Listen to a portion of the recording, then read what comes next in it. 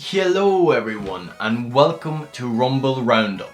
It is the 9th of March and without further ado, let's dig into this week's fighting game news.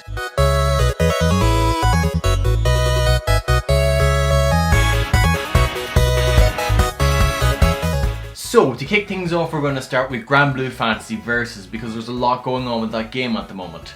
First things first is that we got a reveal of the last character. There was a leak earlier this week, but they revealed it there literally a few days ago, and that character's name is Zooey. There's a wee teaser for her which will be shown on the trailer probably within this video, but yeah, there's not really much known yet, only really have a good look at her appearance. But that's not the only thing that's been happening. The other thing that's been happening is that Beelzebub and Narmaya, I hope I pronounced that right, but Beelzebub and Beelzebub and Narmaya are two characters that just recently been released with the first season pass. So there's still three more characters to come, Zooey included within that, and the other two are Sorez and Jetta. I hope yet again I'm pronouncing them right. But yeah, so far we had the two of them revealed, but Beelzebub is unlockable through the end of the story mode campaign from what I am aware of. But yeah, Narmaya is the first real new character put into it.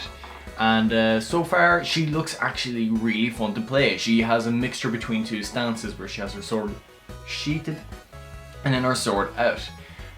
One of the funnier things that you'll actually be able to find out online now at the moment is one of her hitboxes, where one of her moves allows her breasts also to be an attack option due to its hitbox, which it's funny. It's a strange place to put a hitbox, but yeah, it's funny. So news story number 2, which is we finally got a trailer for Mortal Kombat 11 Spawn, and my god, it looks fantastic. I'm gonna admit this looks so good. It's he seems to be a mixture of like offensive and defensive, and he just seems to be a jack of all trades from what I've watched of the gameplay shown. And he looks so much fun with having such a wide variety of weapons to use, from his cloak to guns to his chains. And god, that finisher is just like, it's so good to look at. And yeah, it's finally great to see that we're actually getting a look at this character. And yeah, we actually even got a date for when he's going to be coming, which is also splendid. Which is March 17th is when Spawn will be hitting Mortal Kombat 11. So there's something to really look forward to because he's looking so good. On to news story number 3, which is Dead or Alive 6. We finally got some gameplay of their newest character Tamaki, but still no release date. From what I've witnessed of the gameplay, she seems to be more of a counter character to attacks, but it might be seeing something different. From the gameplay I watched, it was rather simplistic what they were showing. 1 or 2 moves that could be used by the character. They didn't really go too in depth with combos that she could possibly do. But still looks very interesting character to play as with how the counters work. Though we'll have to wait and see a bit more to see how effective she could be. But the main thing about Dead or Alive 6 now at the moment is the hair color change, which we talked about last week. And they're reconsidering it, is what I've gleaned from the way they said they'd be fixing it. But they didn't say outright that they'd be getting rid of it. But I have to think, like, they'd have to. Like, the backlash from this was big, and it just sort of taints their product quite a lot. Like, €1 to change a hair color in a freaking video game is ridiculous. And I don't know, like, I'd be shocked if they kept it, or kept some formation of that there. I think the big thing is just to get rid of it, and hopefully that will get them back on track slightly. But yeah, I don't know, I have a feeling that it's not going to get much better in terms of microtransactions for Dead or Alive 6. So yeah, on to the next story. Now, the new story is going to be around Guilty Gear Strive.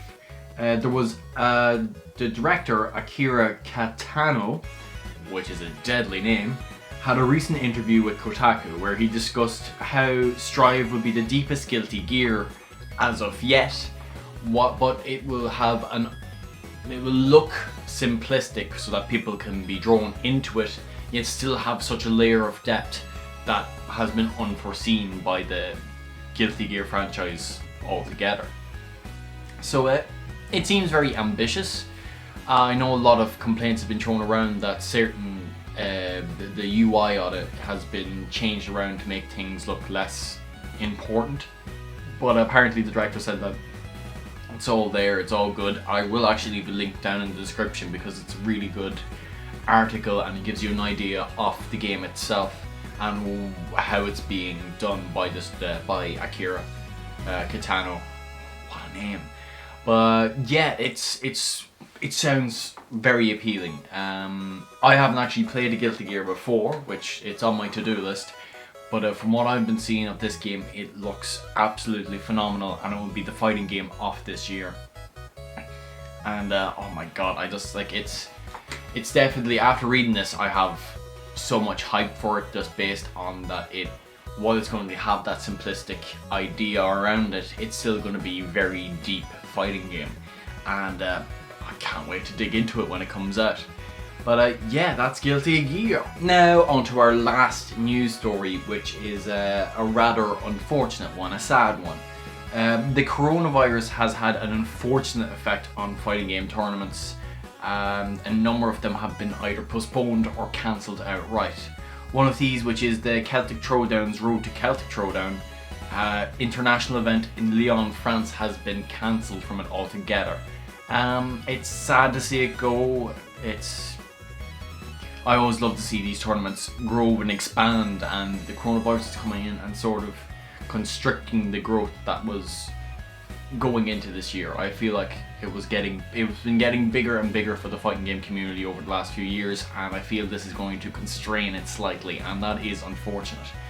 Hopefully the coronavirus is sorted out soon enough, and that we won't have to hear more stories about things being cancelled and things being postponed, and yeah, hopefully things are good. So make sure to wash those hands real well and stay healthy.